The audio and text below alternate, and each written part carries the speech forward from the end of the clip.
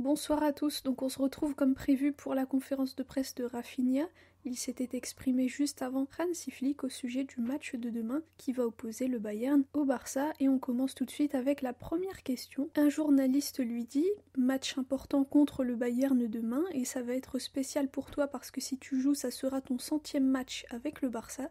Qu'est-ce que cela signifie pour toi ?» Rafinha répond « Atteindre les 100 matchs avec le club dans un match comme celui-ci va être spécial pour moi, on travaille dur, j'espère pouvoir célébrer mes 100 matchs après une victoire, on continue à travailler dur pour pouvoir prendre les 3 points, c'est le plus important. » Ensuite, on lui dit « Tu es devenu super Rafinha cette saison, un joueur qui s'est surpassé, 12 matchs, 6 buts, 8 passes décisives, comment expliques-tu ce changement? C'est plutôt mental ou tactique ?» Rafa répond « C'est un mélange des deux, un peu mental, un peu tactique aussi, et c'est aussi très important la confiance que me donne le coach et tous les joueurs, la manière dont ils essaient de m'aider. Après 3 ans au club, je suis toujours disposé à apprendre, que ce soit des vétérans ou des plus jeunes.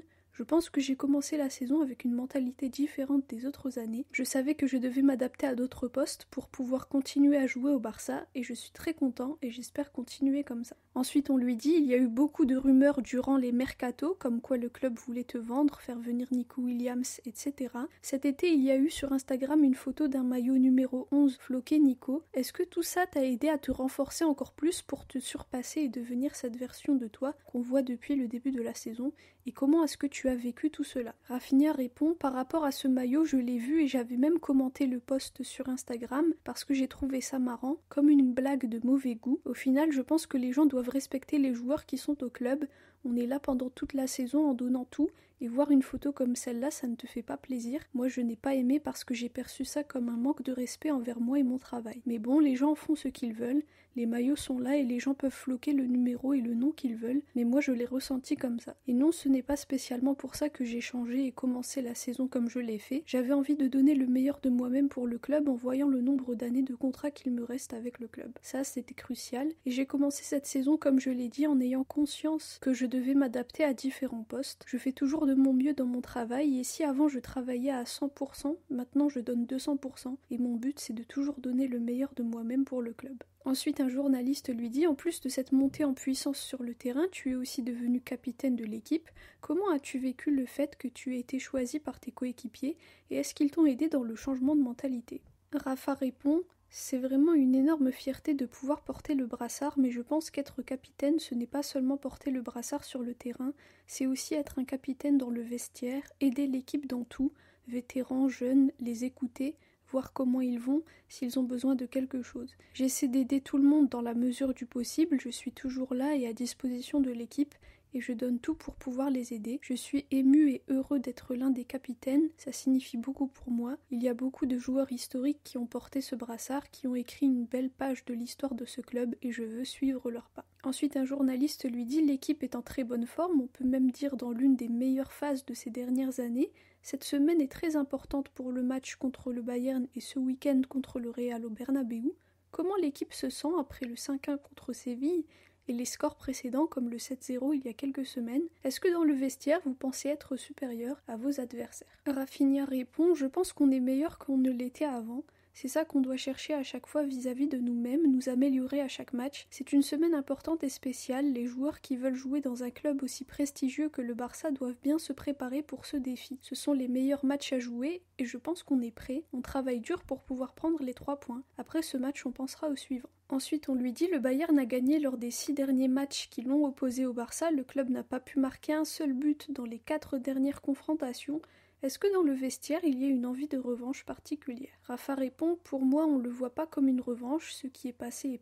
C'est dommage ce qu'il s'est passé lors des dernières confrontations. Mais on est concentré sur le match de demain. On se prépare bien pour prendre les 3 points. » Ensuite, on lui dit « Tu as été capable d'inverser la vapeur et maintenant ceux qui te critiquent t'admirent. Tu t'es adapté à la ville, au club. Est-ce que tu t'es adapté à la langue aussi ?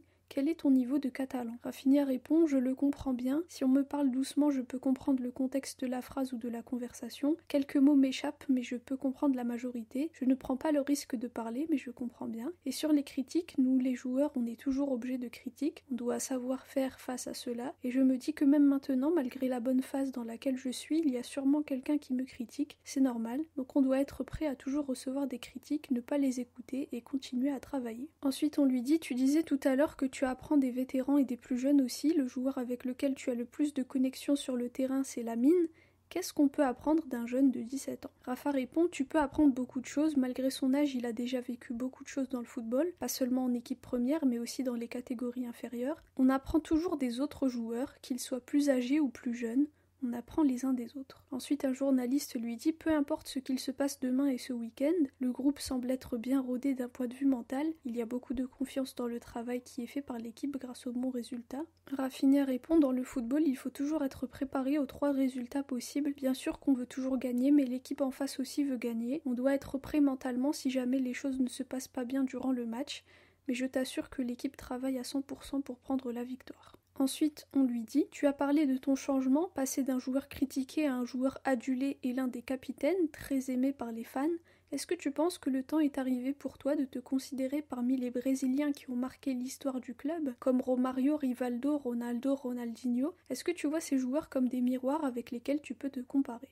Rafinha répond: je n'aime pas me comparer avec d'autres joueurs, je pense que chacun d'entre eux a écrit son histoire, moi je suis ici pour écrire la mienne. Vous avez mentionné presque tous les joueurs qui sont des inspirations pour moi, vous avez oublié Neymar, qui indépendamment de ce qu'il s'est passé avec lui au club, est une personne qui m'a beaucoup aidé, pas seulement quand j'ai joué en sélection avec lui, mais aussi quand je regardais ses matchs au Barça. Donc comme j'ai dit, chacun d'eux a écrit son histoire et moi j'écris la mienne. Et c'est seulement avec beaucoup de travail qu'on arrive à se rapprocher de marquer l'histoire du club. Ensuite, un journaliste lui dit: Gavi est revenu dimanche, il a reçu une ovation énorme du public et aussi de ses coéquipiers. Que signifie son retour pour le vestiaire et à quel point est-il important? Rafinha répond: Gavi est une personne incroyable, un garçon très affectueux, même si parfois vous le voyez pas de l'extérieur. Il s'entend très bien avec tout le monde. C'est émouvant de voir tout le processus de récupération et tous les mauvais moments qu'il a traversés à cause de tous les soucis que ce type de blessure te cause physiquement et mentalement. Le voir de retour, en plus à domicile, a fait que tout le monde était ému et content pour lui. On était un peu stressé aussi parce qu'on le connaît et on sait l'intensité qu'il met, mais très heureux pour son retour. Ensuite, on lui dit: depuis l'arrivée de Flick, l'une des choses clés du jeu est le pressing haut, et toi tu es l'un des joueurs qui presse le plus. Comment travailles-tu cela? Quelle instruction donne Hansi Flick? Qu'est-ce qui a changé depuis la saison dernière? Rafinha répond: je n'aime pas faire de comparaison, mais le coach aime beaucoup presser haut, récupérer le plus de ballons possible, et tout ça nous aide, que ce soit Lewandowski, Lamine ou moi-même.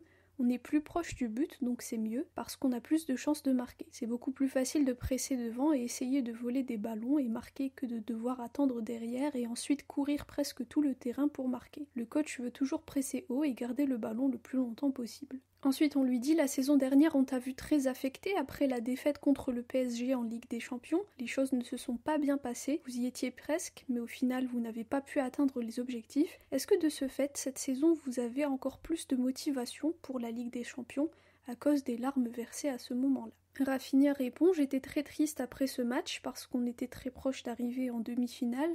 Mais ce qui s'est passé, c'est dommage. Maintenant, on est dans une nouvelle saison avec une nouvelle Ligue des Champions et notre objectif est toujours le même, gagner des titres, que ce soit la Ligue des Champions, la Liga, la Copa, etc. On doit avoir cet objectif en tête parce que pour jouer dans ce type de club, il faut toujours aspirer à gagner le maximum de titres possible et on va tout faire pour cela. Si on ne gagne pas celle-là, on se battra pour la prochaine. La vie est ainsi et dans le football, il n'y a qu'un gagnant. On doit être préparé pour tout, en travaillant dur, on est plus proche de la victoire. Ensuite, on lui dit: Dani Olmo a reçu le feu vert médical. Que signifie pour vous de le voir de retour? Surtout pour toi, Lamine et Lewandowski, parce que Dani est celui qui crée cette connexion entre milieu et attaque. Rafa répond: pour nous, plus on a de joueurs disponibles, mieux c'est. Dani est un joueur qui a énormément de qualité, il nous aide beaucoup, il l'a montré dans les matchs où il a joué. On a récupéré Gavi aussi, Frenkie, Fermin, Dani et beaucoup d'autres aussi vont bientôt revenir. J'espère qu'ils seront de retour le plus vite possible parce que plus on est et mieux c'est. C'est un dilemme pour le coach, pour le 11, mais c'est toujours mieux pour jouer.